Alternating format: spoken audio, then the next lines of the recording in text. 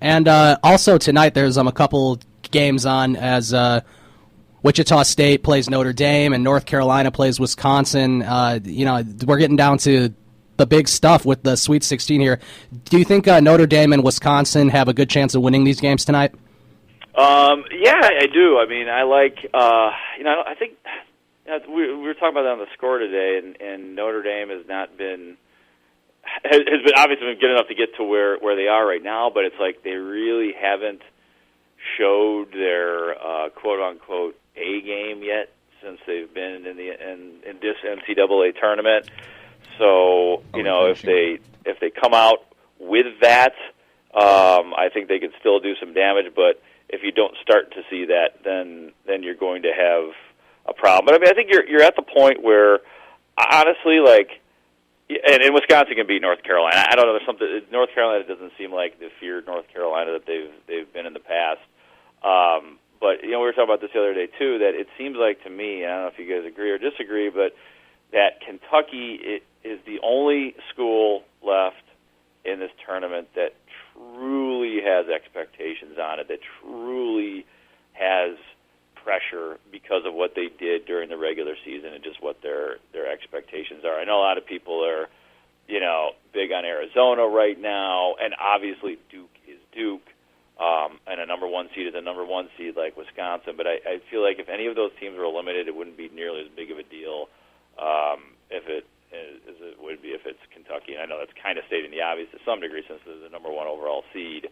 But I think I just think we're at the stage of the NCAA tournament where anything can happen and just enjoy the basketball. All right, Mark, thanks for coming on the Sports Renegades with me and Ryan Stuprich. It's always a pleasure having you on, and we look forward to hearing you doing the Cubs pre- and post-game on WBBM this year.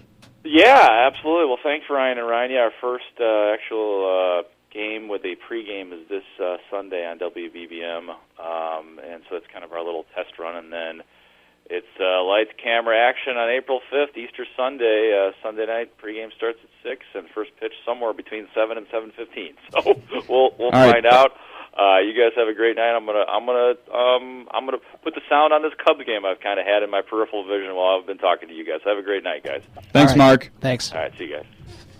And that was Mark Grote, the new Cubs pre- and post-game man on News Radio 780 WBBM, and we talked to him here on the Sports Renegades on SportsTownChicago.com, talking about the Cubs as their season rolls on a week from this Sunday, and the DePaul Blue Demons as they search for a new coach, hopefully one that can recruit, that has the coaching and recruiting ability, because DePaul really hasn't had those two things together mesh since the Meyer era. I don't think they've even had one of those two things for a while. They That's haven't even had one, let alone both. They had the recruiter in Pat Kennedy, but they didn't find the coach in Pat Kennedy. They had the... What happened to Pat Kennedy? Did they fire him? Yeah, they fired him after a bad year. He recruited Bobby Simmons, Quentin Richardson, Stephen Hunter, a lot of those guys. Wilson Chandler?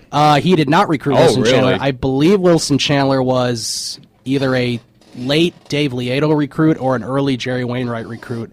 Either way, I mean, that they haven't had the good recruiting and coaching ability, like Coach K and Bo Ryan and all the great coach of... The search for the next Coach K begins. The Sports Renegades podcast on SportsTownChicago.com.